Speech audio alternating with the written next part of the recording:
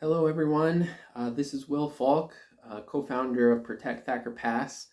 It's been a little while since we released a video update about what's going on with the campaign. Um, and Max and I recently attended the Western Mining Action Network, which was a really great event where we met in Reno with people from around North America and even around the world. There was anti-mining activists from South Africa there, Latin America there, but a great event with lots of people from different communities coming to explain how mining is affecting the land where they live and their communities, and showing us all how disastrous and destructive the mining industry really is. And one of the things that people came up and told Max and I several times is that they found the videos helpful for kind of understanding legal updates or stuff that they're seeing in the news. So we're going to try and take that to heart and make more of these videos. So the specific thing that has prompted me to make this video is last week, the company that is sponsoring the Thacker Pass Mine, a company that's owned by a Canadian company. The company is called Lithium Nevada Corporation, and its parent company is Lithium Americas Corporation, which is headquartered in Vancouver. Lithium Nevada Corporation released news on Friday of last week that the Fort McDermitt, Paiute, and Shoshone tribe had signed a benefits agreement with the corporation. And as part of that, Fort McDermitt is not opposing the Thacker Pass mine. So it's really important that we understand what Lithium Nevada is doing here. Just like colonizers have always done, one of the strategies for trying to legitimize the colonization and the destruction of native land and native cultural resources, native sacred sites, is you isolate one group of Native Americans and you convince them not to oppose the invasion of their land or some destructive project on their land. And then you prop up that group as representing all of the Native Americans in the region. So this is a tactic that's as old as colonization. This is often how many of the treaties that were signed early in the formation of the American state. This is how they went about securing the signatures to those treaties. So this is a practice that's hundreds of years old, and just like back then, oftentimes the people who signed a treaty didn't actually represent the whole community. The Fort McDermitt tribe certainly does not represent all Native Americans or even all tribes in the region.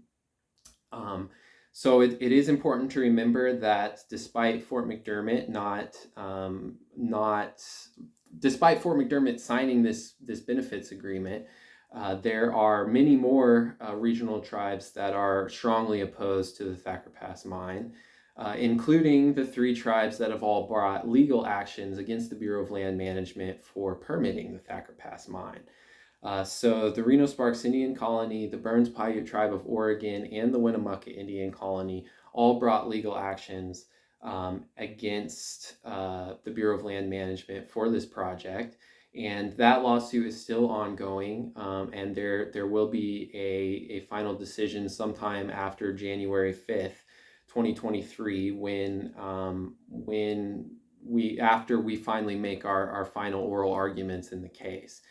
So that case is still very much alive, and just so it's clear about where Native American support for this mine actually lies, there's three tribes that have actually brought legal actions, and then Fort McDermitt, one tribe, is not opposing the mine. But there's also, even though there haven't been more tribes that have sued BLM, there have been more tribes that have spoken up about this. And in fact, the National Congress of American Indians has passed a resolution against the Thacker Pass mine and supporting the tribes that are fighting the Thacker Pass mine. I I, I really want to make this clear that when you see headlines about the Fort McDermitt Tribal Council working with Lithium Nevada, this is really tokenism of the worst kind. This is that age-old colonial practice um, of finding a few Native Americans who will be willing not to oppose your colonizing activity, and then prop them up as the voice of all Native Americans. It should also be noted that many tribal members of Fort McDermitt oppose the mine and have actually been working really hard to get their tribal council to not support the mine or not work with Lithium Nevada. So just like we all know that rarely do our state and federal governments represent our wishes, rarely do we agree with everything that our state and federal governments do. We have to remember that that's the same thing for many tribal members. They don't always support everything that their tribal councils do. And there's a lot more opposition to the Thacker Pass mine than there is this sort of defeatist resignation that the mine is going to come by the Fort McDermitt Tribal Council, and the conclusion that they might as well take whatever money Lithium Nevada is willing to give them in order to get what they can out of not opposing the mine. Um, but yes, Native American opposition to this mine is very strong, and many tribal councils and tribal governments in the region have been very outspoken against the project. And and we need to remember that when we see headlines like Fort McDermitt signs agreement with Lithium Nevada. So I hope that if you saw that, you weren't confused. Fort McDermitt does not seem to be opposing the project. However, the Reno Sparks Indian Colony, the Burns Paiute Tribe of Oregon, the Summit Lake Paiute Tribe, and the Winnemucca Indian Colony as four very local tribes or regional tribes. They, in fact, are very outspoken and fighting against this project. So don't be misled. Don't fall for the tokenism.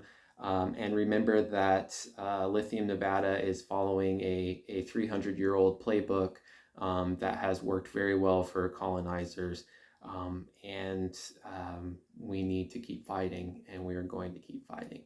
So have a great day, and go out and tell the natural world wherever you are that you love her. Have a good day.